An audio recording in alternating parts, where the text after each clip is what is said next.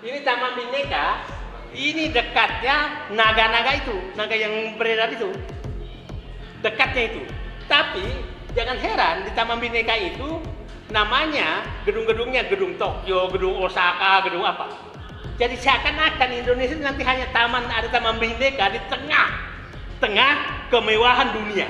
Kalau Aguan berani mengatakan mulut saya ini undang-undang, itu bangsat. Tapi kalau mulut saya ini undang-undang di rumah tangga saya dan di perusahaan saya, silakan. Tapi kalau kepada publik itu sombong dan bangsat. Nggak ada itu. Presiden aja nggak boleh ngomong gitu. Etikanya nggak boleh. Karena sudah ada undang-undang yang mengatur. Jadi seolah-olah memang tuduhan publik bahwa di sini ada barter, ini terbukti dari omongan Aguan sendiri, kan gitu kan? Konfirmasi ya? Ya, ini konfirmasi gitu kan. Nah, bukan hanya Aguan saja yang panik, Jokowi panik. Oh. Bismillahirrahmanirrahim. Assalamualaikum warahmatullahi wabarakatuh. Teman-teman kalian, dengan saya Edi Mulyadi dari Forum News Network FNN Bang Edi Channel. Tapi kita keroyokan sekarang banyak nih. Ada Mimbar Tube, ada Politik Islam Official, ada apa? Wan Kawan TV One, ada Ato Sastro, ada Salwa Media, banyak ya.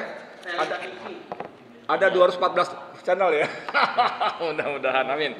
Teman-teman sekalian, sore ini saya dengan sejumlah tokoh yang ampun deh ya, nggak ada matinya, on terus ya. Di ujung sana ada Bang Marwan, Dr. Marwan Batubara, pentolan petisi 100, bara kemang, apalagi Bang, banyak ya Bang pokoknya Bang ya. Alat perjuangan. Semuanya wadah perjuangan ya. Di tengah ada Mayor Jenderal Sunarko, mantan Komandan Jenderal Kopassus, yang terus membersamai kita semua dalam menegakkan amar ma'ruf nahi mungkar ya. Dan sebelah kiri saya ada manusia merdeka, Said Didu, Sekretaris Kementerian BUMN periode kapan, Bang? 2005-2010. 2005-2010, yang baru melepas ini beban dengan sangat lega kemarin di Kesultanan Banten hari Selasa ya. Ketika secara serentak bahkan Sultan Banten mengomandoi rakyatnya, laskarnya untuk melakukan perlawanan terhadap PSN PIK 2. Dan semboyannya sangat bagus, ditulis di spanduknya, Banten bukan Singapura dan tak akan pernah menjadi Singapura. Nah, dahsyat ya. Yep. Di kanan saya juga ada jagoan pengacara senior kita, Pak Rambut Uban, DHL, namanya Hari Lubis. Oke, kita mulai dengan Bang Marwan Batubara. Salah, maaf, saya keliru. Ini kita mulai dari Bang Said Didu yang kemarin juga, kalau teman-teman agak lihat ke belakang ya, kamera itu ada Rencana Tata Ruang Tata Wilayah untuk Kabupaten Tangerang. Nah, ini bagus, betul, saya kasih pengantar sebentar. Ini bagus sekali karena ternyata peta PSN selama berbulan-bulan tidak pernah dibuka di publik. Kemudian dengan izin Allah, setelah Bang Said Didu dan sejumlah tokoh serta masyarakat melakukan perlawanan, baru pelan-pelan dibuka. Kira-kira paling banter sebulan yang lalu kita dapat surat keputusan Menko Perekonomian tentang perubahan daftar PSN. Dan pada nomor 218 ada PSN yang di PIK 2 itu.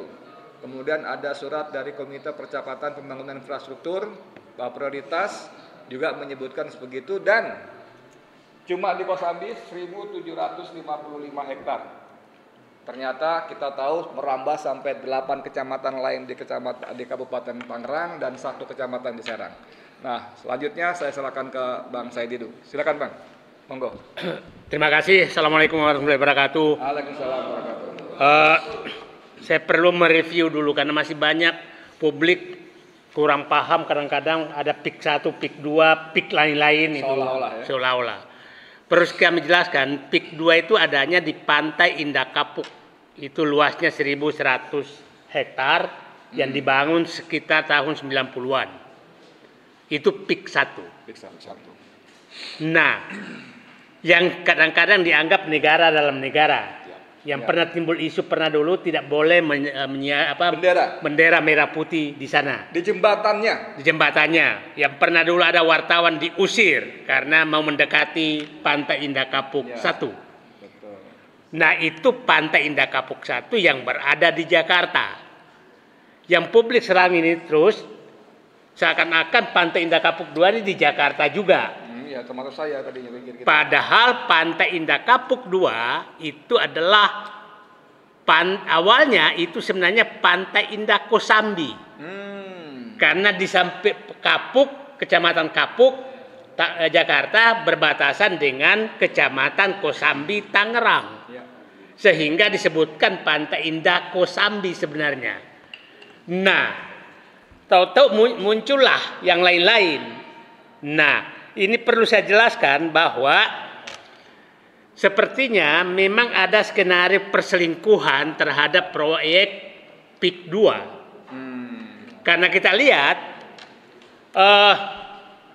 terbuka di wawancara Tempo kan sebenarnya mengatakan bahwa Aguan pemilik PIK 2 itu menyatakan bahwa dapat perintah untuk membangun fasilitas di IKN. Nah, orang menduga terus status PSN PIK 2 itu sebagai apa? Karena ujuk-ujuk muncul. Ujuk-ujuk muncul itu diumumkan 30 Maret oleh Menko Perekonomian setelah menghadap Presiden. Presiden menyatakan menyetujui menambah PSN termasuk PIK 2 dan BSD. Nah, kita tahu semua bahwa pemilik PIK 2 dan BSD adalah orang yang diminta membangun di IKN. Ya kan diminta oleh membangun di IKN. Nah, diperintah. Nah, jadi kalau ada pihak menyatakan sangat tidak salah kalau kita menduga bahwa itu adalah hadiah. Karena kenapa hadiah? Karena SK tentang PSN PIK 2 itu baru keluar 15 Mei dari Menko Perekonomian. 15 Mei berarti 1 bulan setengah. Ya kan? Maret 30 Maret sampai 15 Mei 1 bulan setengah baru keluar SK-nya. Tapi diumumkannya 2 hari setelah pengumuman pemenang Presiden Republik Indonesia Prabowo Subianto. Saya nganggap wakil presiden nggak menang, jadi nggak usah disebutkan. Nah, baru 4 Juni, pada saat itu saya sebagai orang yang paham di birokrasi, ini batasnya di mana PSN PIK 2 ini? Karena pada saat itu Pak Warawan, BSD disebutkan kecamatannya di mana batasnya dan luasnya 52 hektar, jelas. PIK 2 tidak dijelaskan batasnya di mana. Nah, setelah itu saya ke lokasi. Ini bulan Mei saya itu. 2 Mei saya pertama ke lokasi.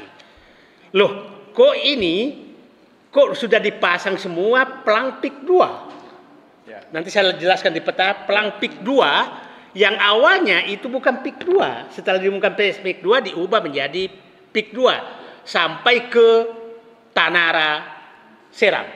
Nah, pertanyaan saya muncul, ini ada apa di balik ini? Apakah, dua pertanyaan saya, apakah ini termasuk semua PSN nih? Seluruh 9 kecamatan ini gitu kan? Itu kan pertanyaan saya muncul. Tapi dengan memasang pelang semua yang awalnya bukan PIK 2 sebagai wilayah PIK 2 dan terjadi pembangunan pada penggusuran masif setelah pengumuman itu, nah saya sudah menduga berarti pengembang PIK 2 ini memanfaatkan nama PSN untuk mengakui bahwa seluruh wilayah ini adalah PSN. Karena dia ganti pelangnya. Dan seluruh aparat di bawah juga tahunya itu adalah PSN. Sehingga seakan-akan nggak punya kewenangan lagi untuk mengatur. Nah, baru November, nanti saya jelaskan, November, bayangkan, mulai Maret ke November, baru ada pernyataan pertama dari pemerintah bahwa PSN itu hanya di wilayah 1.755 hektar. Baru November oleh Menteri ATR BPN. Oke.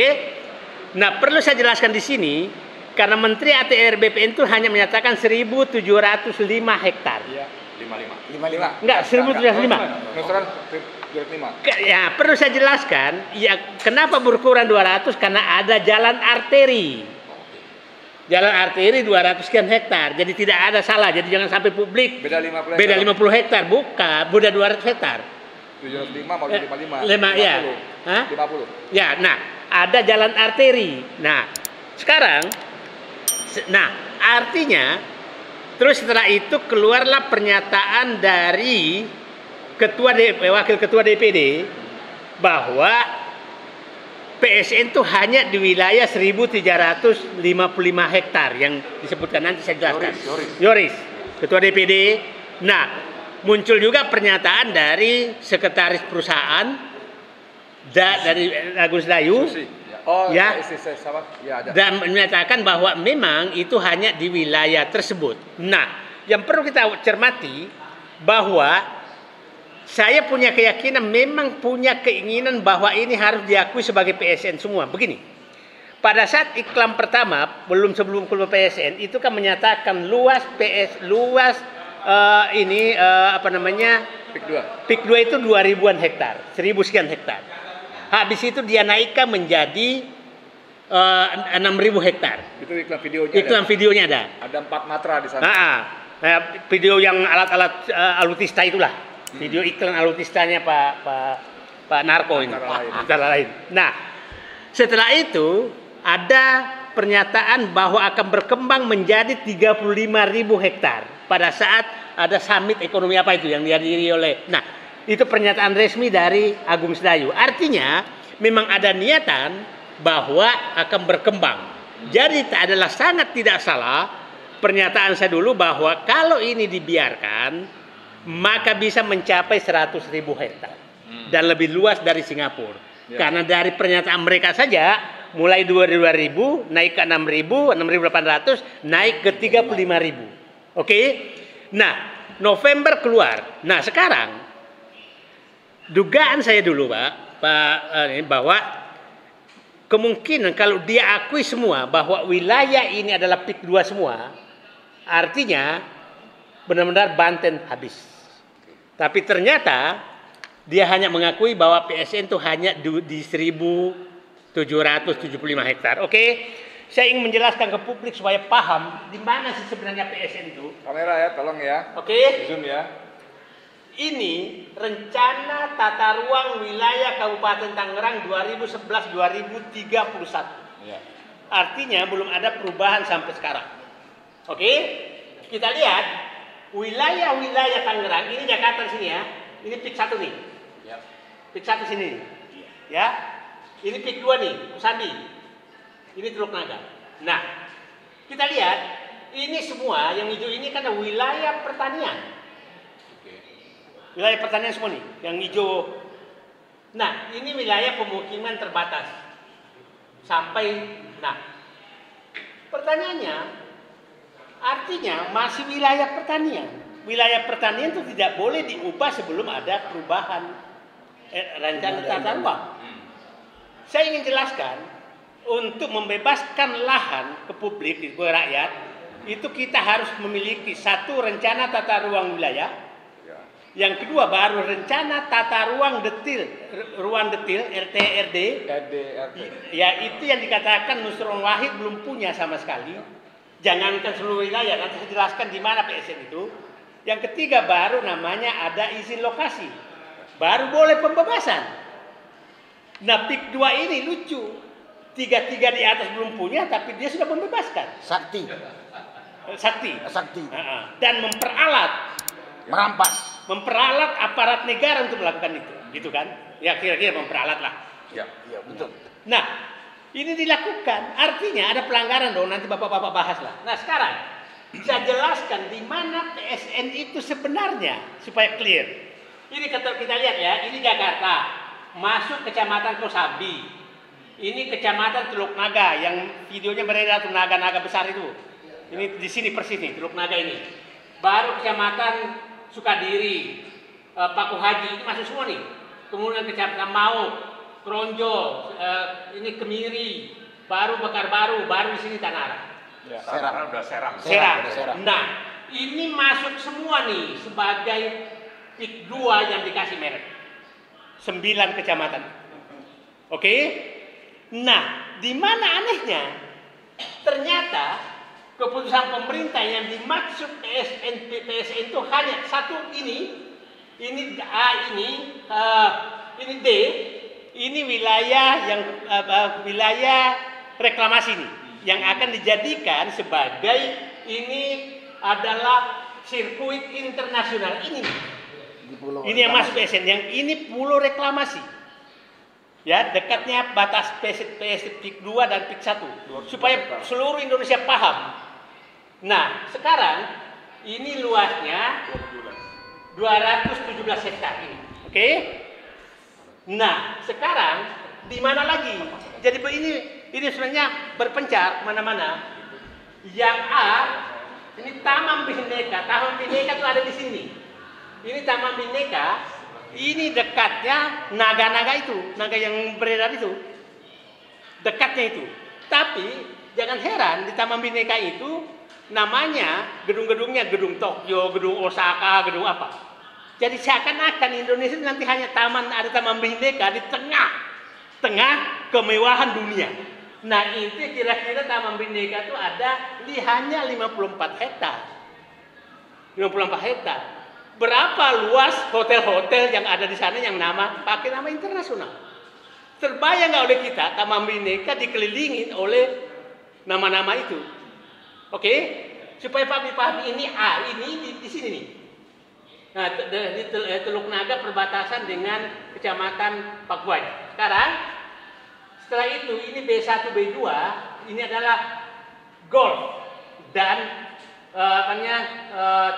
kebun binatang. Ini lapangan golf dijadikan proyek strategis nasional. Ini di sekitar Desa Kohot ini, Kecamatan Pakuhai. Ini samping Sungai Cisadane bagi yang paham. Nah, ini laut ya. Nah, ini adalah lapangan golf internasional.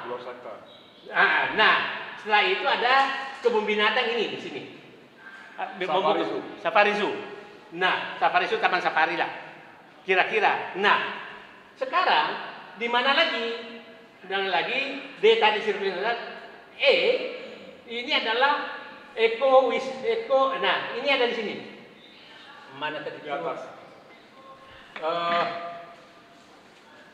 Bukan ini nih. Ini D, ini C. C ini wisata mangrove. Ini Sungai Tahang nih, dekat-dekat Sungai Tahang nih. Tapi sudah ada hutan yang Nah, ini ada hutan mangrove. Ya, ini Sungai Tahang yang dikenal jalan pipa Pertamina. Ini memang mangrove di sini. Mangrove ini. Terus baru terakhir adalah di daerah Kronjo ini ekowisata itu 687 hektar ini nih, yang biru nih. Nah, artinya PSN itu hanya wilayah-wilayah ini menyebar, dan itu wilayah ya, benar yang dikatakan Pak Nusron Wahid, ada 1.500 hutan lindung, betul. Mangrove ini hutan lindung dan lain-lain. Nah, sekarang pertanyaan, jalan arteri 234 hektar. Ternyata bayangkan jalan arteri dijadikan sebagai proyek strategis nasional. Nah, saya nggak tahu yang jalan arteri apakah jalan tol yang dibangun sekarang atau jalan arteri, tapi yang tertulis di SK-nya jalan arteri.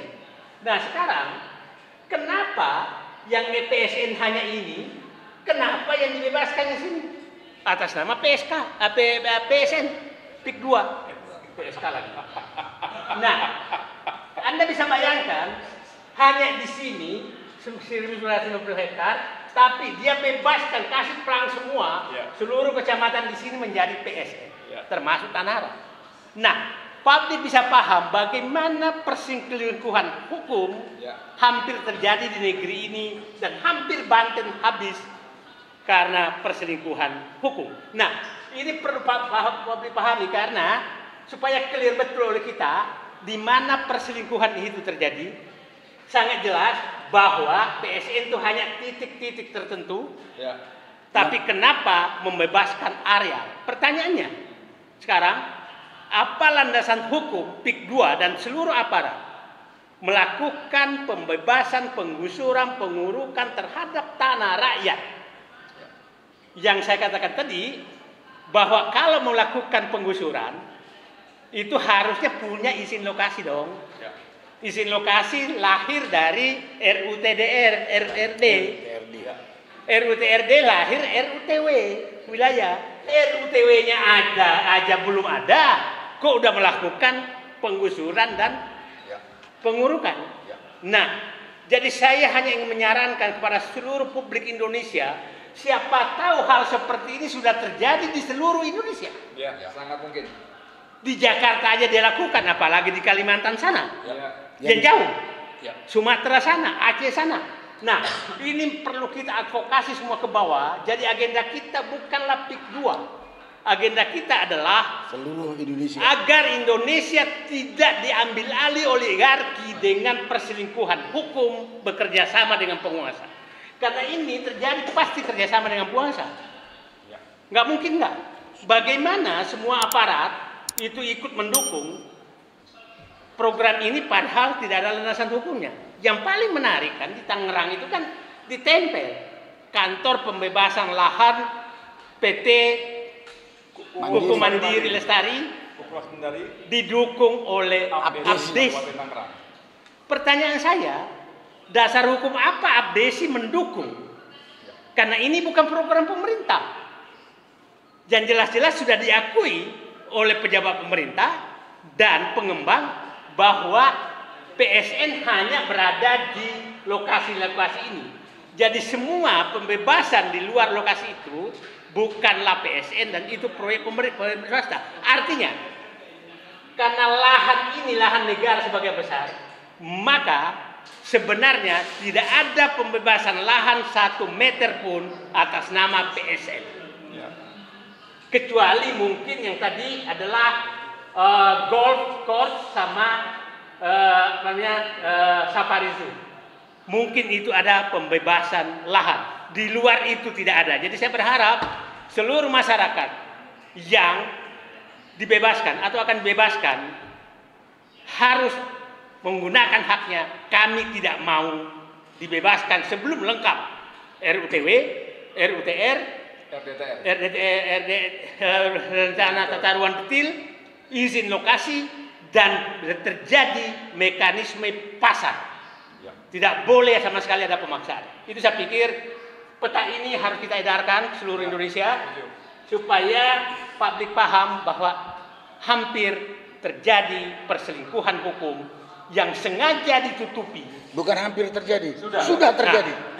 Nah, ini sengaja ditutupi oleh mereka agar tidak ketahuan dan tangan Allah lah sehingga kita masih bisa mendapatkannya. Terima kasih. Assalamualaikum warahmatullahi wabarakatuh. Waalaikumsalam warahmatullahi wabarakatuh. Iya, terima kasih banyak Bang Marwan. Tukar tempat. Sini. Sini.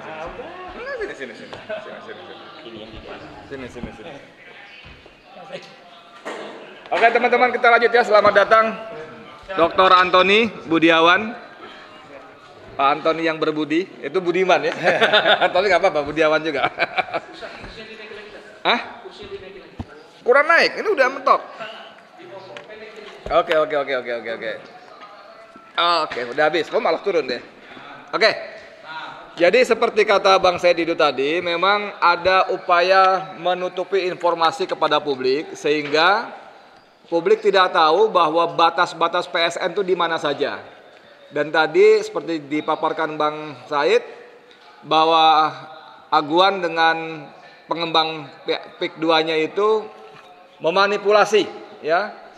Kalau bahasa orang hukum menyelundupkan hukum sehingga seolah-olah semua wilayah yang dibebaskan itu statusnya PSN sehingga dia bisa membayar harga tanah dengan sangat murah 50.000 bahkan beberapa wilayah sampai 30.000, 25.000 dan menjualnya bukan hoax tapi ada baliho-baliho besar antara 20 juta sampai 36 juta rupiah per meter persegi. Saya kira itu udah cukup gamblang, tapi yang paling bagus diserahkan juga bahwa rakyat harus tahu.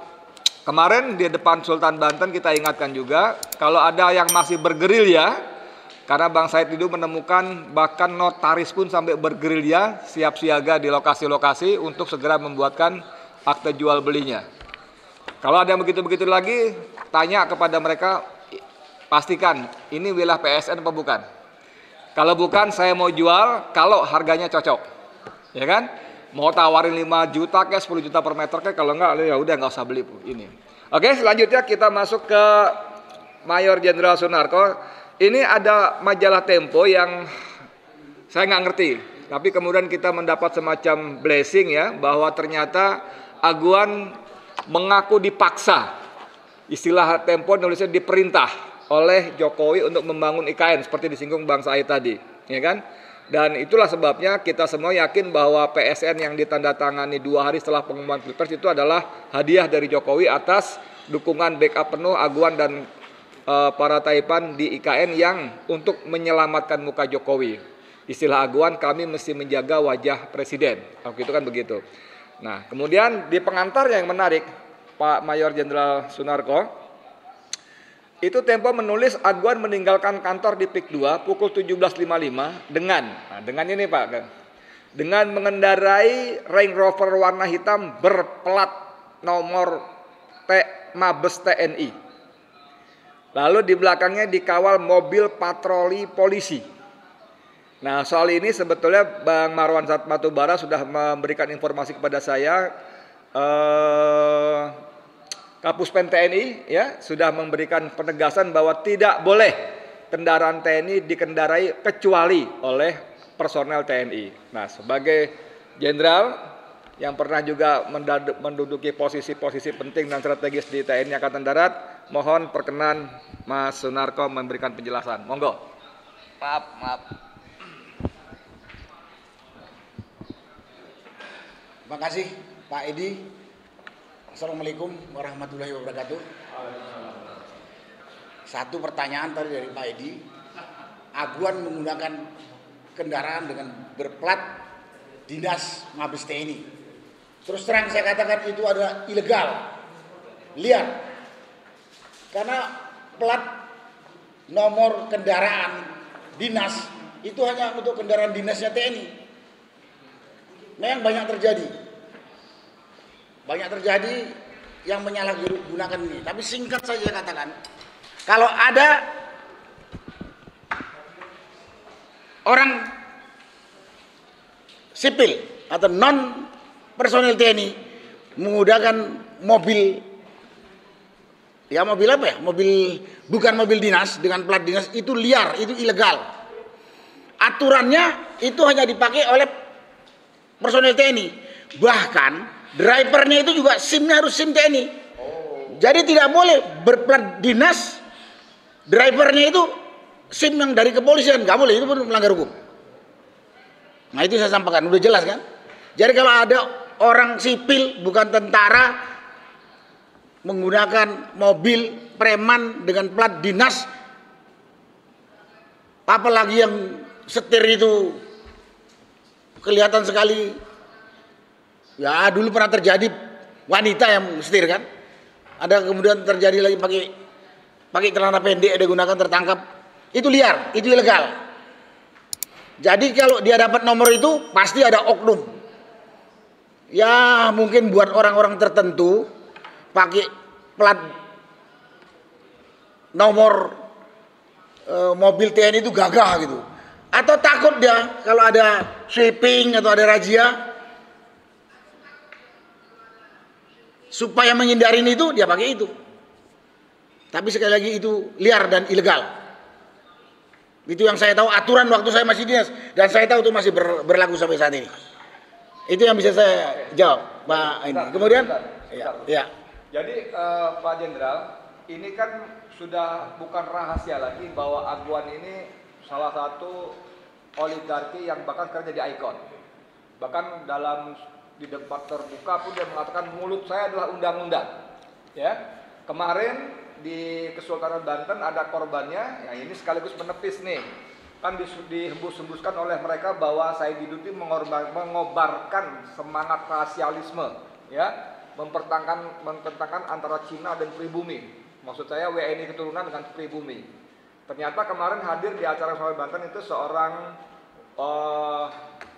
WNI keturunan Chinese juga yang tanah dirampas, dia dipenjara dan sebagainya, dan itu karena perkasanya Aguan dengan aparat hukumnya.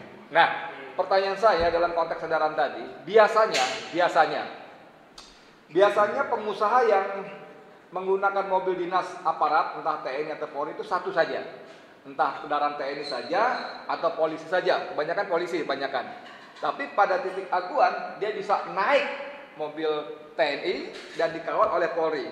Ini kan apa kita bisa terjemahkan sebagai pesan kepada publik, weh, gue udah kuasai nih dua institusi penting ini. Jangan macam-macam sama gue loh, mulut gue ada undang-undang. Monggo. Tadi sudah saya jawab, kendaraan Land Cruiser yang dipakai dengan nomor TNI itu liar dan ilegal. Rank over malahan. Tapi yang di belakang kendaraan berplat polisi atau kendaraan polisi? Yang dinaiki kendaraan TNI, Ya, yang awak kendaraan polisi. Ya. Dia berarti ini menunjuk kepada publik. Kalau dia bawa kendaraan polisi dikawal oleh polisi, memang saya tahu orang-orang tertentu ada yang meminta pengawalan kepada polisi. Ada. Kalau itu dia minta sesuai prosedur itu sah. Oh gitu. Kalau dia minta pengawalan kepada polisi, saya ini banyak musuh saya, tolong kawalkan. Saya banyak harta saya, tolong kawal saya. Dia ada undang-undang yang mengizinkan itu. Kalau polisi ya? Nah, kalau polisi, memang dia untuk pengamanan itu satu. Kemudian yang kedua, kalau Aguan berani mengatakan mulut saya ini undang-undang, itu bangsat. Tapi kalau mulut saya ini undang-undang di rumah tangga saya dan di perusahaan saya, silakan. Tapi kalau kepada publik itu sombong dan bangsat. Nggak ada itu. Presiden aja nggak boleh ngomong gitu. Etikanya nggak boleh. Karena sudah ada undang-undang yang mengatur. Jadi kalau mulut saya undang-undang kepada publik itu bangsat, bajingan. Tapi kalau di rumah tangga dia, mulut saya ini undang-undang di sini, ya, monggo silakan. Di perusahaan dia punya silakan. Tapi kalau dia di publik, presiden aja nggak boleh begitu. Ingat saya ini Raja Perancis itu, mulut saya undang-undang, besoknya berapa lama kemudian dia digantung, dipancung dia. Nah, itu yang berkaitan dengan undang-undang tadi itu.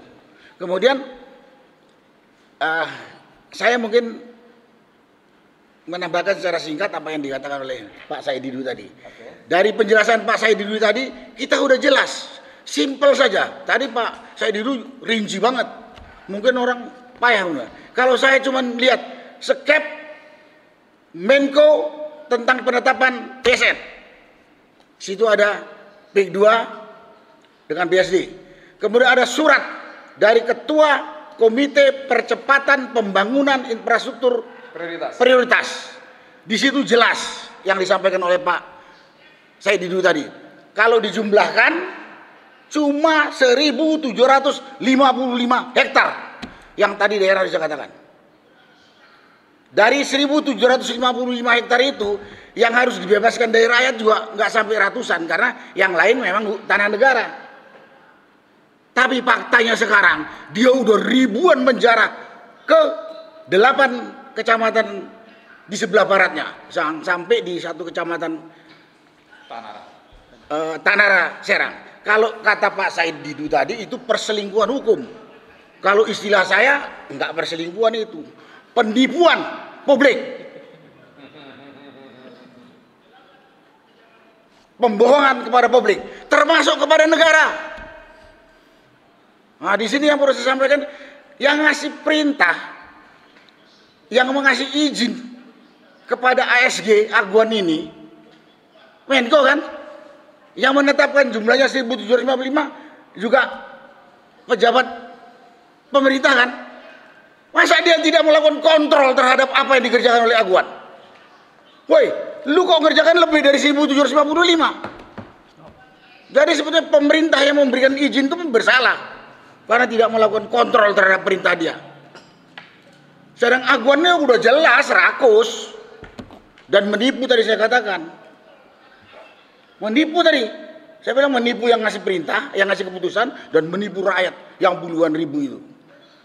Udah silakan kalau ada yang suka ditipu ya nggak apa-apa. Tapi saya bukan melihat itu. Dengan menipu ini dia kemudian menjolimi rakyat.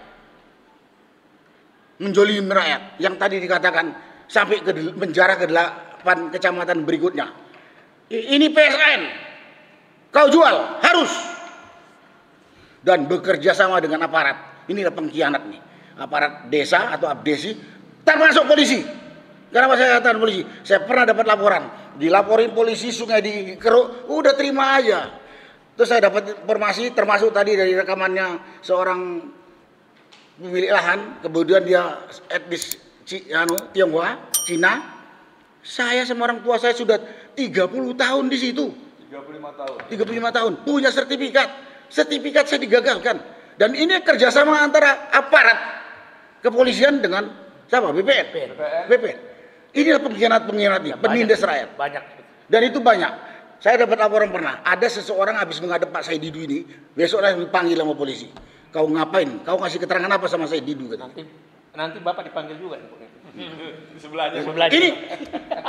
Ini kan keterlaluan nih kan. Ini kan keterlaluan banget. Penindasan ini yang saya tidak mau. Jadi ini begitu kekuatan, mungkin kekuatan terus terang ya, kekuatan uangnya Aguan bisa mengkooptasi aparat desa sampai kecamatan, aparat keamanan dan instansi terkait. Ikut tunduk kok. Buktinya kemarin Pak Said Didu dilaporkan sama ketua ABSI Tangerang, dianggap memprovokasi. Yang diomongkan fakta ini. Dan ini yang jadi saya konsernya kepada penindasan dilakukan oleh pengusaha, didukung oleh penguasa. Yang jadi korban itu rakyat miskin, rakyat yang makan saja susah. Dan ini yang pengembang ini kan orang kaya ini. Apa enaknya jadi kaya hasil merampok orang miskin? Dan penguasa nggak ngeliat itu. Oke, saya tadi baru bilang polisi aparat desa sekarang. TNI pun saya salahkan itu. TNI itu nggak buta, nggak tuli, nggak tolol. Melihat seperti itu diam saja. Saya bekas prajurit TNI juga. Saya bekas komandan Kodim, saya bekas komandan Korem. Saya juga bekas Panglima Kodam. Saya tahu aparat saya itu. Kalau lihat polisi kan diingatkanlah baik-baik. Kalau lihat aparat yang ingatkanlah baik-baik. Di situ ada Babinsa. Saya belum dapat laporan yang Babinsa atau dan Ramil ikut-ikutan. Tapi dia pasti tahu. Kok diam saja? Nah kalau kata Pak Damai Hari Lubis, kalau kita melihat sesuatu pelanggaran hukum, kita lihat kita diam saja ikut dosa kan? Betul kan? Ikut juga berbuat kejahatan. Nah di situ. Nah itu di dalam agama juga ada ajarannya. Itulah yang saya katakan. Karena itu pada kesempatan ini yang pertama saya minta para aparat yang telah dikooptasi oleh pengusaha rakus ini, berhentilah kamu jadi begundalnya pengembang rakus ini. Dosa kau dan sampai hati kau. Rakyat miskin diperas sama orang kaya, kau diam saja. Ya kalau kaya dengan jeripayah usaha yang baik, halal, monggo silakan nikmati. Lah saya kaya sing ngerampok rakyat kecil itu apa enaknya sih? Apa enaknya itu? Di samping itu, saya sebagai warga negara, saya juga orang Banten karena saya tinggal di Banten, melihat penjaraan seperti itu luar biasa. Saya bilang, saya terus ingat backdrop yang dibuat oleh Kesultanan Banten. Banten bukan Singapura. Dan tidak akan jadi Singapura selamanya. Tapi tadi mungkin kurang yang disampaikan oleh Pak Said Didu. PIK 2 yang sudah dibangun itu dipasang tembok kayak tembok Berlin. Yep. Betul kan Pak? Jadi PIK 2 yang sudah dibangun dipasang kayak tembok seperti tembok Berlin yang udah roboh itu. Sepanjang hampir 23 km katanya. Pikir saya kalau dibiarkan kita diam saja, mungkin yang 100.000 hektar itu dipagar juga kayak itu. Kalau terjadi. Mau jadi apa kita? PIK 2 itu saya udah katakan sekarang calon negara dalam negara. Sekarang belum, tapi calon negara dalam negara. Ngelihatnya dari pagar itu aja. Dan kesenjangan antara dalam pagar dan luar pagar kayak siang dengan malam. Kesenjangan kehidupan rakyatnya itu. Silakan lihat. Mau jadi apa negara kita? Dan yang terutama saya nuntutnya kepada pemerintah. Pemerintah itu harus menjaga kehidupan, memperhatikan kesejahteraan terus menjaga keadilan rakyat, bukan tambah senjang kehidupan seperti sekarang ini gitu. Ya, jadi kesenjangan tadi, ketidakadilan tadi nyolok di depan mata, terus penindasan tadi nyolok di depan mata. Ya, saya berharap pemerintah ini tentunya dari tingkat kementerian, kalau nggak tingkat presiden yang ambil keputusan, hentikan. Kalau tidak, saya juga bilang sama rakyat, kau punya hak untuk jaga rakyat, jaga hartamu, jaga asetmu. Kalau ada yang ngerampok, lawan. Urusan mati, urusan Tuhan. Enggak kan? Tapi mempertahankan hak kita, kewajiban. Urusan mati, urusan Tuhan. Penindasan benar-benar di depan mata. Jadi, udah. Kemudian pada pengembang, jangan rakus banget lah kau. Mati kau nanti sebentar, gak bisa kau bawa itu harta. Itu. Ini benar-benar ini. Kondisinya kayak gitu. Jadi intinya yang saya sampaikan pada kesempatan ini, jangan pemerintah yang menempatkan diri sebagai aparat pemerintah sesuai dengan norma tupoksi masing-masing. Pengembang, kau boleh saja mau kaya, tapi bukan menindas orang lain. Lakukan langkah-langkah yang benar. Tadi udah saya katakan, kalau di luar PSN, kalau mau ada jual belilah sesuai dengan aturan yang berlaku umum. Kalau mau beli, tergantung penjual. Oh mau harga sekian, kalau kamu ya silakan. Nah inilah yang perlu saya sampaikan. Mudah-mudahan ini didengar pemerintah maupun rakyat. Rakyatnya jangan takut juga untuk menjaga haknya. Kalau kita takut, kita bodoh, dimakan sama orang-orang rakus ini. Itulah yang perlu saya sampaikan. Terima kasih. Saya aktif deh kalau kita benar-benar jauh soalnya. Jadi gini, oke, makasih Pak Mayor Jenderal Sunarko. Kita geser ke Bang Marwan Batubara. Bang Marwan, ini dari pihak sana, termasuk oleh para petugas juru bicaranya, ada Wakil Ketua DPD Yoris Yarawai, terus ada keluarlah kalau Aidit ya, itu mengatakan bahwa termasuk Hendro Priyono ya, Hendro Priyono betul ya? Iya, Hendro, betul. ya? Itu mengatakan bahwa PSN PIK 2 ini menghidupkan ekonomi rakyat, membuka lapangan kerja dan sebagainya. Dalam logika saya yang sudah beberapa kali mendampingi Bang Saidido ke lapangan, justru yang ada rakyat yang punya penghasilan lewat tambaknya, lewat sawahnya, berhenti kehilangan penghasilan. Tambaknya diuruk, sawahnya diuruk gitu kan. Nah, gimana nih Bang? Monggo silakan.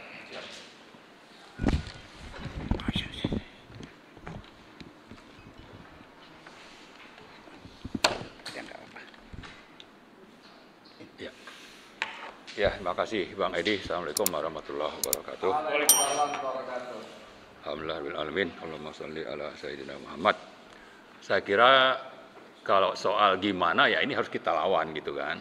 Dan itu mereka terus menebar ancaman dan kebohongan.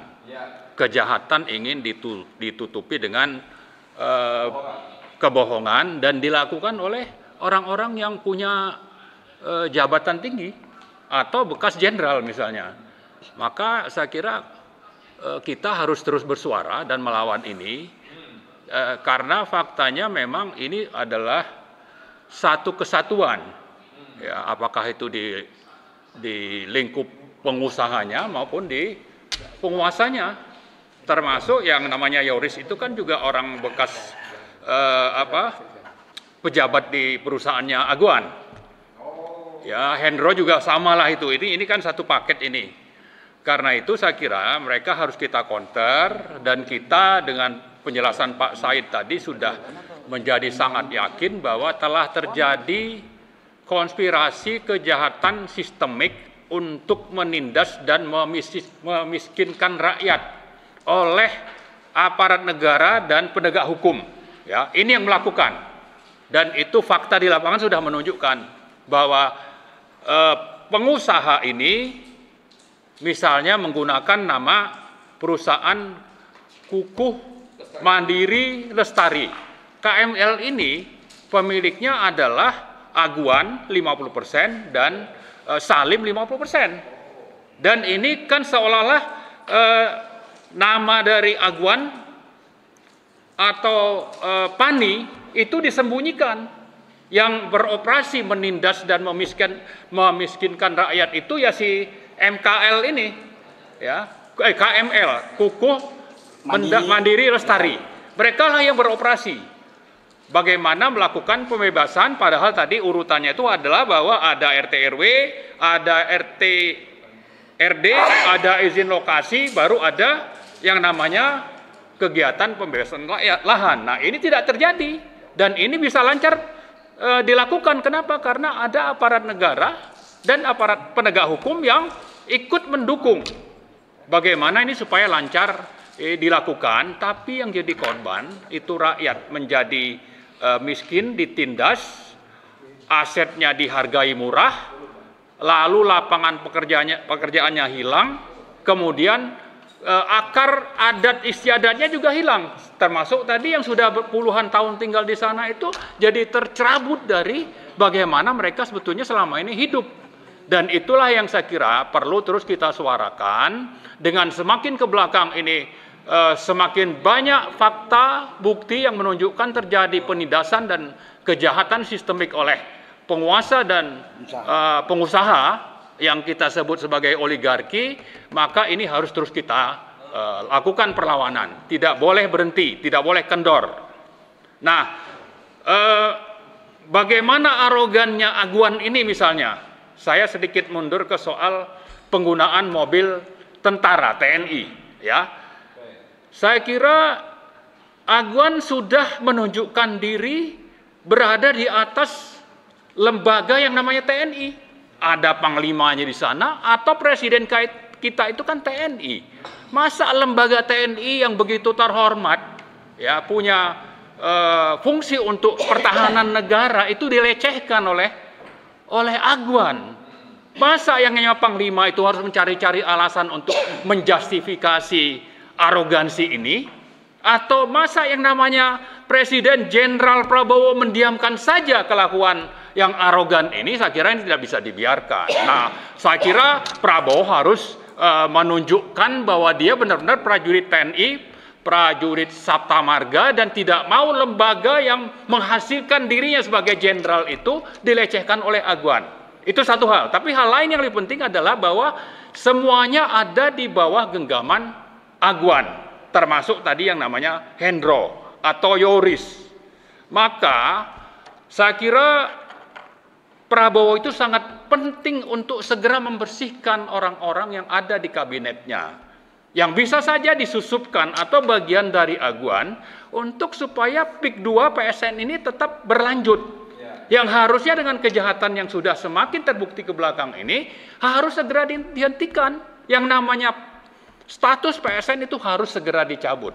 Ya, bisa saja dengan menawarkan proyek 3 juta rumah yang datang dari Marwarar, tapi ini adalah dari aguan.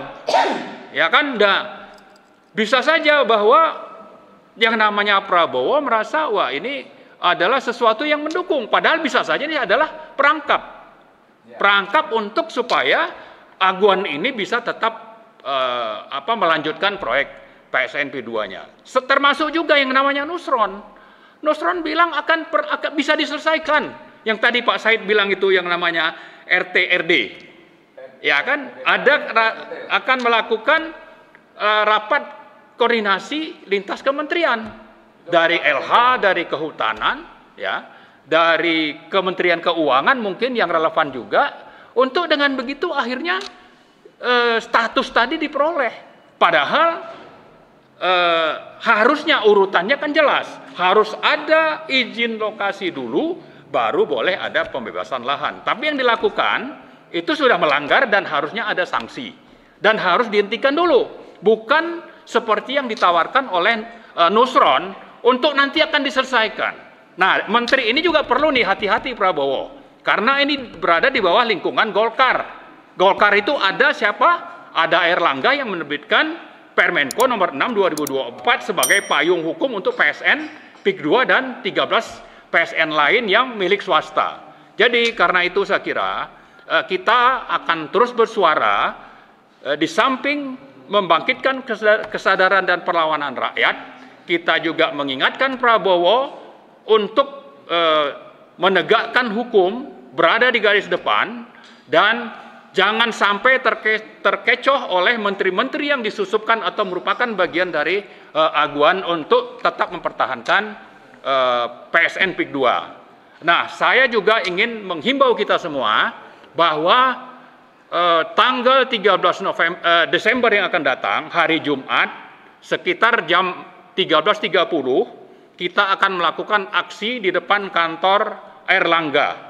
Ya, teman-teman Ormas dari Banten itu akan ikut berpartisipasi, termasuk juga dari APP TNI, ya, teman-teman alumni dari UI, dari ITB, dan dari mahasiswa akan hadir untuk menuntut supaya status PSN PIK 2 itu segera dicabut.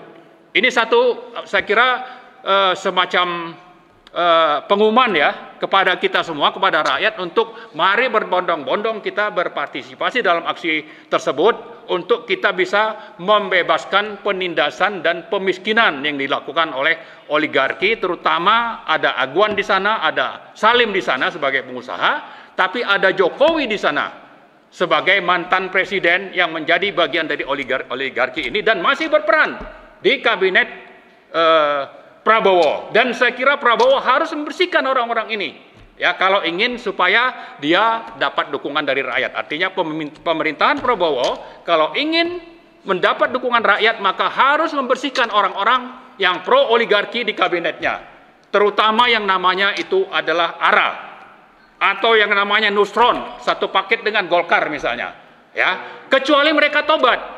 Termasuk juga di DPR, partai-partai itu harus berani bersuara, jangan diam saja dan jangan mau terus menjadi korban cengkraman atau penyanderaan oleh Jokowi.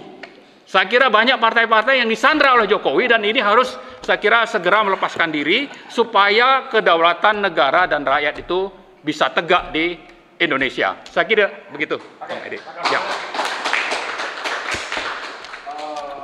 Gimana geser lagi saya? Ya.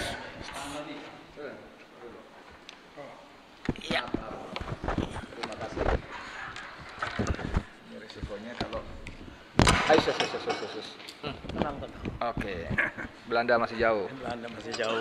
Penjajah sudah ada di depan kita. Oke, terima kasih Bang Marwan Batubara. Sekarang kita beralih ke Dr. Antoni Budiawan. Sebelum nanti beliau mungkin sudah siapkan bahan-bahannya, saya mau tanya soal ini dari sisi fiskal nih, Bang Antoni. Kan Bang Said Didu mengatakan bahwa ada sekitar 10.000 hektar aset negara yang kemungkinan ya, perkirakan ya, kemungkinan beralih fungsi atau beralih kepemilikan, yaitu jalan-jalan desa, segala macam, irigasi, kemudian sungai, pantai-pantai, bahkan laut yang dipagar segala macam. Nah, pertanyaannya kan itu kan harusnya dibayar. Ya, pertama, kalau dibayar berapa nilainya? Siapa yang terima? Itu nilainya berapa itu? Saya pernah dapat satu kopi surat dari pemerintah bahwa ada seorang pengusaha yang membebaskan sebuah kawasan di Jakarta. Itu dia harus membayar jalan MHT. Tahu MHT ya? 1 meter terus ke sana itu ya. Itu padahal nggak cuma beberapa hektar saja dan dia membayar lebih dari sekian miliar gitu loh. Nah, saya ngebayangkan kalau betul angkanya sampai 10.000 hektar dan itu tidak jelas, itu berapa nilainya di sana. Dan kalau dibayar misalnya 1 juta per meter rupiah saja, ya kan, pajaknya berapa? Itu dulu deh, nanti kita kembangkan lagi. Monggo, silakan.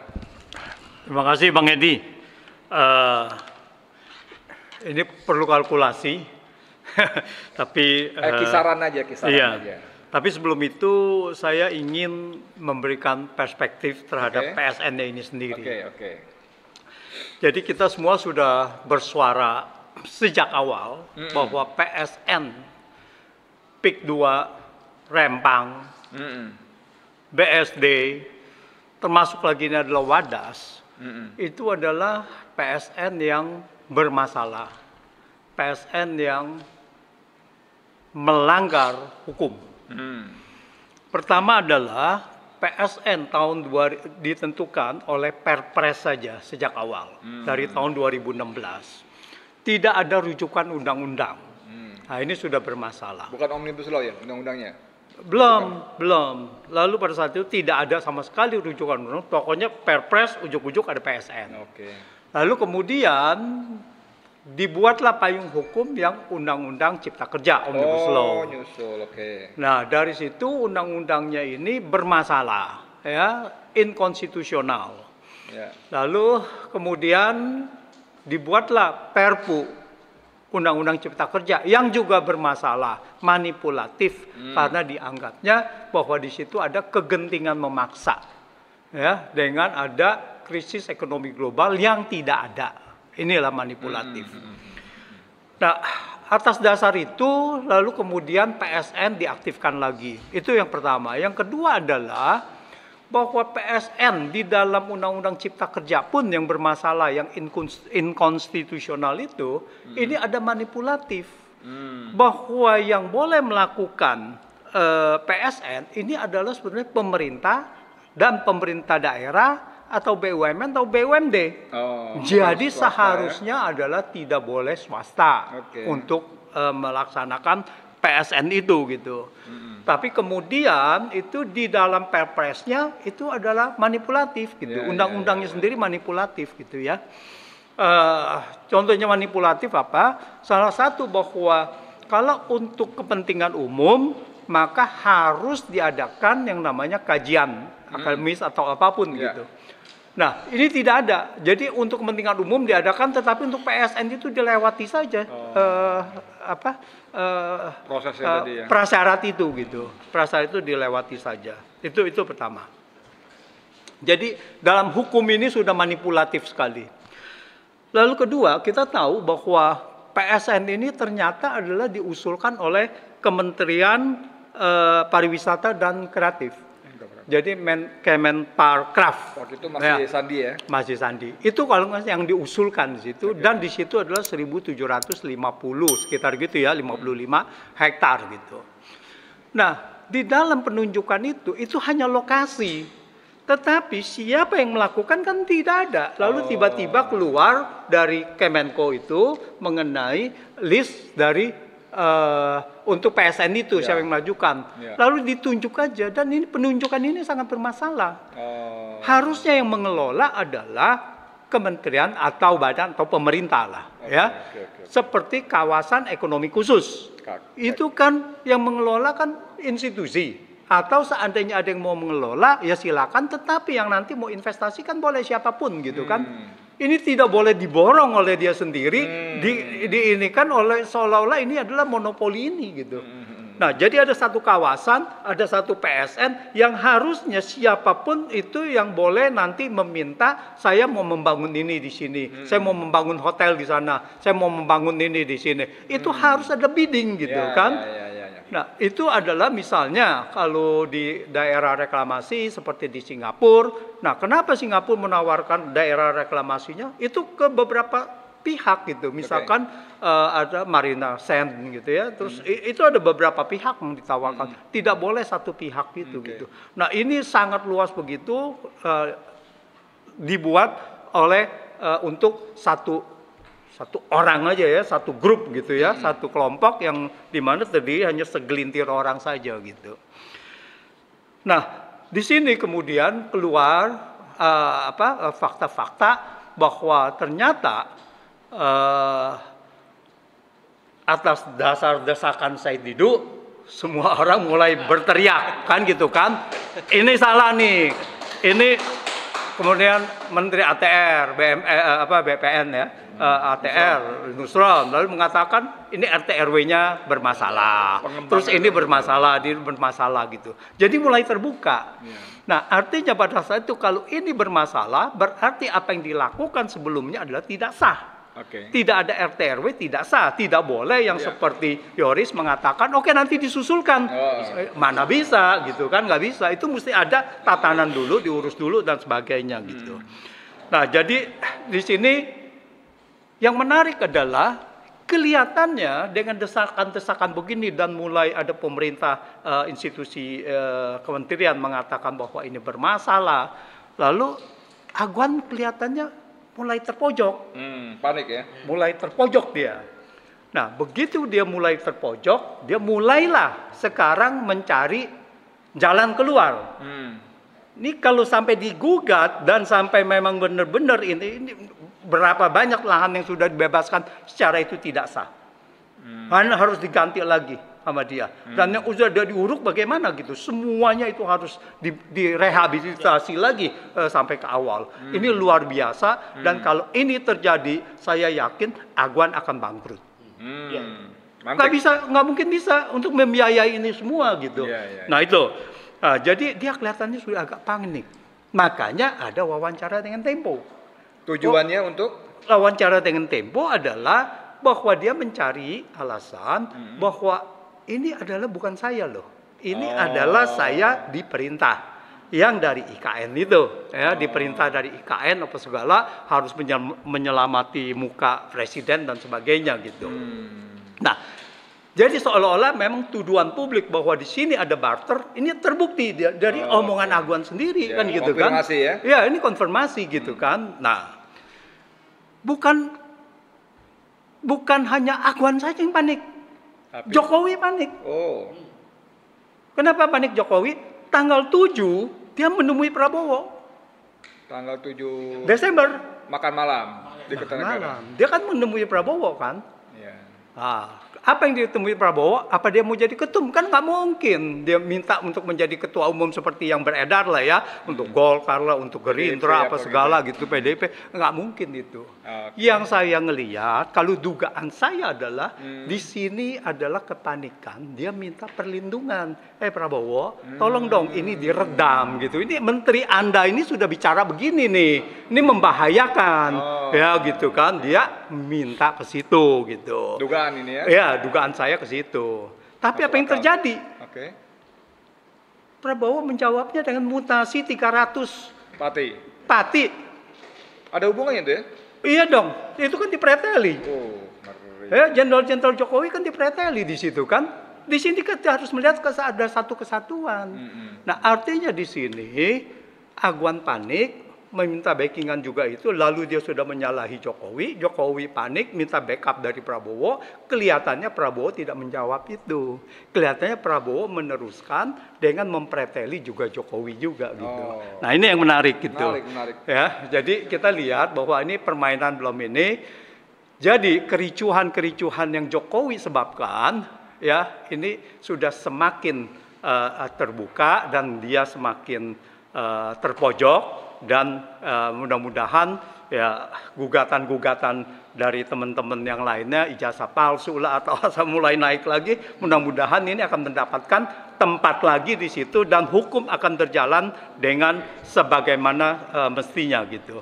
Jadi saya rasa terkait dengan PSN begitu. Jadi apakah ada kerugian negara dan sebagainya, itu sebetulnya jauh lebih ini. Kalau PSN tidak jadi itu berarti akan dikembalikan gitu. Ya kan?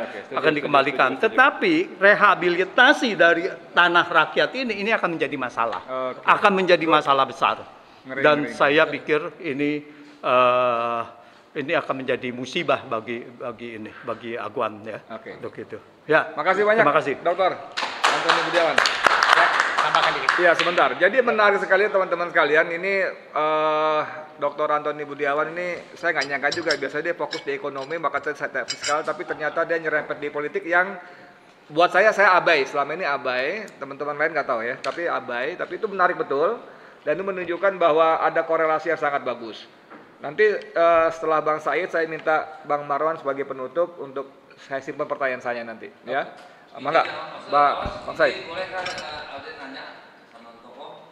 Ini dulu. Saya hanya begini, ini seperti kata-kata saya terakhir tadi, bahwa PIK 2 ini hanyalah pintu masuk untuk menertibkan seluruh penggusuran tanah rakyat di seluruh Indonesia yang dilakukan oligarki yang bekerja sama dengan penguasa. Ini hanya pintu ini, bukan berarti selesai PIK 2 yang selesai. Kita harus lihat Rempang, Kalimantan, kita harus lihat Surabaya, kita harus lihat yang lain. Tapi kita Lampung, karena kita sudah tahu sekarang ini adalah petanya seperti ini. Peta perampokan rakyat, tanah rakyat oleh oligarki seperti ini. Dan kita harus ingat bahwa seluruh penjajahan di dunia ini adalah awalnya pengambilan tanah rakyat. Itu yang intinya, bukan yang lain. Nah, tidak ada penjajahan yang bukan diawali oleh pengambilan tanah rakyat. Jadi kita harus menyatakan PIK 2 adalah pengibaran bendera oleh oligarki untuk menjajah Indonesia. Itu prinsipnya. Nah, saya 30 tahun lebih dalam birokrasi. Kalau ada 3 menteri yang sudah bicara suatu hal dan arahnya sama, itu bisa dipastikan bahwa itu arahan presiden. 3 menteri yang arahnya yang sama tentang PIK 2 itu Nusron menyatakan ada pelanggaran. Kemudian Menko Perekonomian menyatakan ini harus dievaluasi. Menpera yang dikenal dekat dengan PIK 2 menyatakan tidak boleh bangun negara dalam negara. Jadi seperti yang dikatakan Pak Antoni tadi, sepertinya mereka dihadapkan pilihan mau melawan pemerintahan Prabowo dengan ngotot bahwa dia nggak salah atau mau mencari korban lain. Kira-kira itu yang sedang terjadi. Jadi kalau wawancara Aguan di sini, saya membacanya bahwa dia memilih tidak melawan pemerintah. Dia tidak memilih mending mengorbankan bekas pemerintah. Bekas pemerintah. Bekas pemerintah. Kira-kira itu bacaan saya. Nah, dengan mencoba meninggalkan maka semua akan terbuka. Apa yang terjadi di Rempang pasti akan terbuka. Coba bayangkan Rempang yang mau dibangun itu adalah pabrik kaca, tapi namanya juga ekoturism. Coba bayangkan. Itu namanya juga ekoturism loh. Jadi menurut saya suatu saat juga Sandiaga Uno teman baik saya. Tapi Pak Sandiaga juga suatu saat kita harus undang dong bicara. Kenapa Kementerian Bapak dijadikan bungkus terus untuk menggusur rakyat? Lombok juga sama kan? Mandalika? Bukan Mandalika, yang apa namanya? Pulau Komodo. Ya. Nah, jadi menurut saya udah biasakan, mau teman mau apa, kalau salah sebutkanlah namanya, nggak usah takut-takut. Jadi 3 yang harus kita nyatakan, saya dekat sekali Mas Sandiaga Uno. Apakah kau ditekan atau inisiatif? Kalau ditekan, ya tanggung jawab presiden dong, ya kan Pak? 3, PSN yang saya anggap isinya menggusur rakyat yang dibungkus dengan ekoturism adalah Pulau Komodo, Rempang, PIK 2. Yang jelas-jelas bukan. Bayangkan Pak beli kaca dari Cina kok dia kasih ekoturism. Apalagi? Namanya kawasan industri hijau Kalimantan Utara. Utara ya. Pokoknya ya dibungkus. Nah. Ya. Tapi itu bukan ekoturism. Yang saya katakan ekoturism. Ekoturism. Dibungkus. Ya. Nah, jadi mari kita menyatakan bahwa pengusutan terhadap penyelundupan hukum di PIK 2 adalah dalam rangka menyelamatkan negara Indonesia dari penjajahan yang dimulai oleh namanya bungkus PSN. Itu yang harus ada di kepala kita. Nah, bagaimana mengawali itu? Saya bilang begini. Lihat peta ini. Saya kembali ke peta. Ini, saya bilang tadi, ini kan PIK 1 nih, Jakarta nih. Kapuk, Pantai Indah Kapuk. 1. Ini Pantai Indah Kosambi sebenarnya namanya diubah menjadi Pantai Indah Kapuk 2. Kecamatan Kosambi. Bapak datang masuk dari pintu PIK, kan jalannya cuma 1. Di sini kan dipagar semua, nggak bisa jalan masuk. Itulah negara dalam negara. Nah, Anda ke sini sampai ke Teluk Naga Kosambi sini, ini sudah 35 km jalan dengan lebar 50 meter jalannya. Oke? Nah, apa yang terjadi dalam ini petanya RUTW-nya sampai 20 itu masih wilayah pertanian. Ini 2 kecamatan ini. Tapi Anda ke sana tidak ada lagi wilayah pertanian, semua sudah rata dan ditawarkan dengan harga 22 sampai 50 juta rupiah per meter.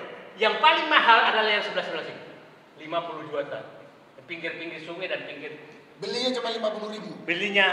Nah, sekarang pertanyaan saya, nah, aset negara yang ada di sini, ini jalan, sungai, jembatan, irigasi, bekas-bekas musola, masjid, ganti ruginya kemana?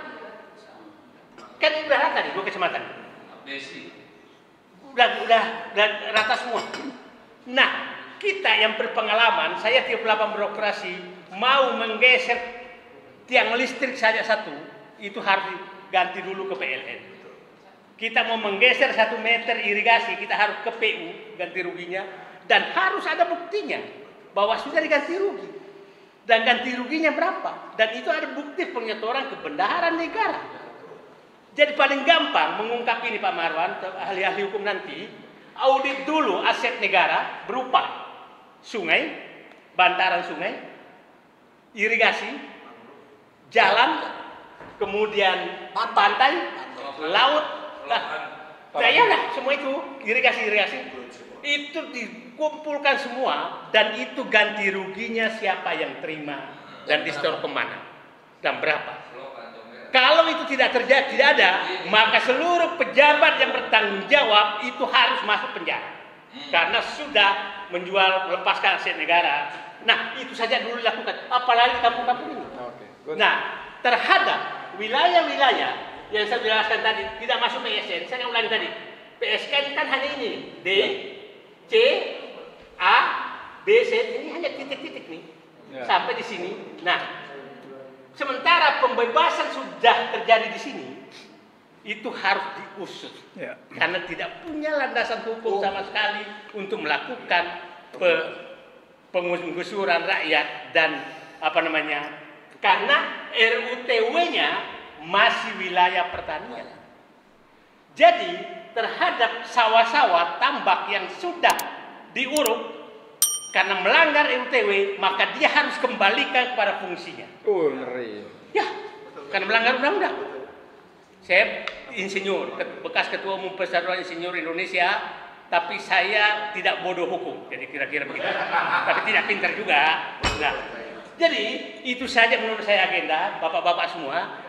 Sekali lagi saya ulangi, cara kita menyelesaikan ini adalah cara untuk menyelesaikan masalah ini di seluruh Indonesia, agar tidak lagi terjadi perampokan atau penjajahan diawali oleh perampokan oligarki. Saya ulangi, penjajahan Indonesia yang diawali oleh perampokan oleh oligarki bekerja sama dengan penguasa. Terima kasih, itu saja. Ya, oke, terima kasih banyak. Oke, teman-teman sekalian, saya ngasih Bang Marwan karena sepertinya bahwa semua perjuangan kita ini tanda kutip tidak perlu dilakukan atau menjadi sangat mudah kalau ada sikap tegas pemerintah, dalam hal ini presiden, ya kan? Walaupun tadi gambaran yang diceritakan Bang Antoni dan Bang Said itu sangat seru ya, kalau dia harus mereklamasi, merehabilitasi segala macam akan membuat Aguan bangkrut. Nah, Bang Said itu sudah pernah membuat semacam pernyataan berterima kasih kepada Presiden Prabowo Subianto karena telah menugaskan 3 menterinya untuk cawe-cawe dibilang ini, yang menurut beliau tadi kalau 3 menteri ngomong senada berarti arahan perintah dari Presiden. Cuman pada kesempatan yang tidak lama kemudian Bang Marwan menulis artikel meragukan bahwa itu cuma gimmick, cuma retorika segala macam. 4 menteri ternyata, Mendes juga. Mendes, Yandi, betul. Nah, saya mau menagih Bang Marwan apakah masih konsisten dengan ketidakyakinannya ketika suasana sudah semacam seperti ini, ditambah laporan-laporan Tempo yang Aguan istilah tadi lebih memilih pemerintah baru ketimbang bekas pemerintah, begitu kan ya. Mari Bang Marwan nanti sekaligus tutup oleh Pak Sunarko. Silakan, singkat-singkat saja, sudah jam 5 lebih soalnya.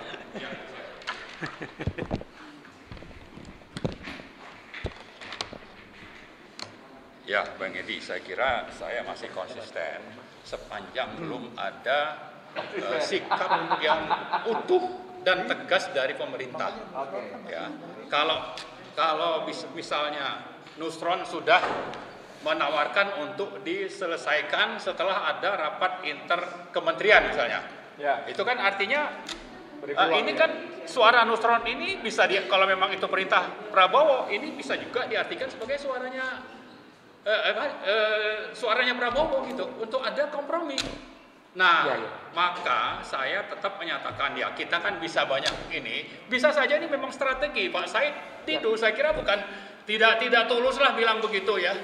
Itu kan cuma basa-basi ya. Kita masih samalah sikapnya bahwa ini harus tuntas, buktikan dengan keputusan di lapangan yang bisa diterima oleh rakyat, oleh publik dan sesuai dengan hukum yang berlaku.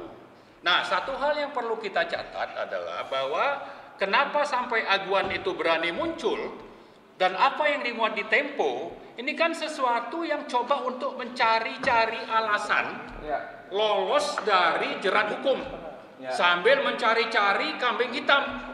Salah satu disebutkan bahwa ini ada mafia karena ada proyek, mafia bergerak, ya kan? Padahal yang membebaskan lahan itu ya perusahaannya dia juga gitu. Kuku, Mandiri, Lestari. KLM itu tadi saya sebutkan pemilik sahamnya Aguan dan Salim 50-50. Mafianya ya dia gitu. Jadi jangan bilang bahwa ada mafia sehingga dia bisa bersih dari gugatan kita di awal bahwa dia adalah penjahatnya. Yang harus kita minta pertanggungjawaban bahwa kerugian rakyat itu bukan cuma lahan atau rumah atau mata pencaharian, tapi juga secara moral ini harus ada kompensasi. Ya, jadi karena itu lebih lanjut juga adalah bahwa bukan saja kita tuntut dari Prabowo sikap yang tegas, salah satu tunjukkanlah bahwa lewat Airlangga terbitkan pembatalan PSN PIK 2 misalnya. Rempang itu begitu bergejolak diterbitkan Permenko nomor 3 2023 bulan Agustus, bulan September karena status PSN itu sudah tidak ada lagi perlawanan rakyat di Rempang. Ya, itu tidak ada karena memang jauh dari kita dan kita tidak mengikuti. Nah, saya kira untuk PIK 2 ini kita harus terus melanjutkan perlawanan karena ini sudah sangat nyata kejahatannya. Nah, lebih lanjut lagi bahwa kalau sudah ada putusan pencabutan PSN dari pemerintah lewat Permenko, maka DPR, ya tadi Pak Said bilang investigasi ini akan bisa terlaksana misalnya lewat adanya pansus PIK 2 di DPR, ya ada audit investigatif istilahnya untuk menunjukkan di mana saja ada pelanggarannya. Nah, di sini kita menantang DPR untuk apa? Untuk lepas dari cengkeraman oligarki terutama Aguan dan Jokowi. Dan Prabowo saya kira bisa berada di depan lewat Gerindra misalnya atau partai-partai lain yang mendukung, apakah itu yang namanya PKS, Nasdem, kemudian PAN ya, untuk segera bentuk itu yang namanya pansus PIK 2 supaya terjadi sinkronisasi keputusan Prabowo mencabut PSN tapi sekaligus mencari siapa ini penjahatnya, membuktikan penjahatnya kita sudah tahu. Dan si Aguan ini nantang juga proses hukum katanya. Dia sebut ada mafia. Lalu coba dibuka di depan hukum katanya. Padahal hukum itu ada di genggamannya Aguan dan itu sudah banyak buktinya di lapangan seperti yang dialami teman kita di Cengkareng Timur kalau tidak salah punya tanah. Itu dia yang punya tanah tapi surat bisa dimanipulasi, malah dia yang masuk penjara yang namanya Pak Budi Harjo. Itu sudah faktual. Jadi kalau nantang untuk ada proses hukum oleh Aguan, sebetulnya itu sesuatu yang dia berani lakukan itu karena semuanya ada di bawah genggamannya Aguan. Jadi tadi saya ingatkan lagi, TNI aja dia kenapa berani pakai mobil TNI? Untuk menunjukkan bahwa saya ini lebih kuat dibanding yang namanya negara tadi atau dibanding namanya TNI. Karena itu coba Pak Prabowo ini lawan ini arogansi dari Aguan ini dan coba untuk cari cara supaya lolos dari gugatan yang akan terus kita lakukan. Saya kira itu. Terima kasih. Oke, langsung ke Jenderal Sunarko sebagai penutup sekalian. Terima kasih Pak Edi. Kalau saya diminta penutup, saya cuman pada kesempatan ini saya mengimbau kepada pengusaha dan penguasa atau oligark yang selama ini menjolimi lahan tanah Banten. Hentikan semua kegiatan dan aktivitas penggusuran. Hentikan. Sambil menunggu keputusan pemerintah mau diapakan. Yang kedua, kepada rakyat pemilik lahan, jagalah lahan saudara-saudara. Gak usah takut dengan kelompok-kelompok preman ini. Itu kampung halaman kita. Yang namanya preman itu bukan hanya preman yang preman ya. Aparat keamanan yang jadi backingnya oligarki ini juga preman itu. Aparat abdesi yang kemudian menjolimi rakyat itu preman juga itu. Gak usah takut dengan mereka. Tapi rakyat juga harus kompak, bersatu. Rakyat harus kompak dan bersatu. Dan kita ini mendukung. Dan kepada bapak-bapak ibu sekalian, kami ini bukan kurang kerjaan. Tapi karena peduli lihat ada penindasan di depan mata. Saya ingat nasihatnya Ustadz Edi Mulyadi. Kamu lihat ada penistaan depan mata, kau diam aja, dosa kamu katanya. Jadi setua ini pun saya ngomong terpaksa. Jadi terpaksa kita ngomong gitu. Dan juga ini kenapa? Karena perwakilan kita di legislatif diem saja. Baik DPRD kabupaten, DPRD provinsi, ya juga di pusat. Kita baru diterima oleh DPD RI Banten. Betul kan? Yang lain belum pernah kita diterima. Ya terpaksalah kita yang bersuara. Kita bersuara. Itulah yang bisa saya sampaikan. Rakyat juga jangan diam saja, tetap bersatu dan jaga aset. Itu kewajiban kita. Mudah-mudahan ini didengar, rakyat dengar, mulai bersatu, nggak bodoh, nggak takut, dan penindas ini juga mulai sadar. Banyak-banyak harta nggak bisa kau bawa juga. Kalau yang non muslim paling jas saja yang paling berharga. Kalau yang muslim cuma kain putih aja dibawa ke kuburan itu. Kumpul harta banyak-banyak, bingung nanti. Malah yang hidup rebutan nanti. Oke. Itulah yang bisa saya sampaikan. Terima kasih. Wassalamualaikum warahmatullahi wabarakatuh. Waalaikumsalam warahmatullahi wabarakatuh. Jadi saya kira teman-teman sudah jam 5:10. Terima kasih banyak atas perhatiannya kepada para narasumber. Selamat datang kepada Om Medi. Yang punya rumah. Para narasumber, Bang Marwan, Jenderal Sunarko, Bang Saididu, dan Bang Antoni. Terima kasih banyak. Saya kira akhirnya ada beberapa pesan penting, yaitu tadi kalau kata Bang Saididu, kalau soal aset negara di sini mulai diaudit, itu akan sangat bermasalah. Kemudian kalau nanti terbukti bahwa terjadi banyak pelanggaran, maka Aguan harus merehabilitasi dan mengembalikan fungsinya. Tadi Bang Said menunjukkan di kecamatan itu masih banyak, saya berdiri lagi deh. Kembalikan. Banyak yang hijau ya. Ini pertanian dan semua sudah berubah. Ini kalau dia punya kewajiban mengembalikan fungsinya, kata beliau bisa bangkrut. Tapi di luar itu ketika Nusron Wahid mengatakan Presiden akan mengkaji ulang dengan 4 parameter. Parameter pertama adalah mendukung ketahanan pangan, maka ini sudah bubar semuanya. Bubar semua. Ya, boro-boro ketahanan pangan, justru yang ada sumber-sumber pangannya ditutup semua. Saya kira demikian obrolan sore kita, mudah-mudahan bermanfaat. Saya Edi Mulyadi untuk FNN untuk Indonesia lebih baik. Assalamualaikum warahmatullahi wabarakatuh.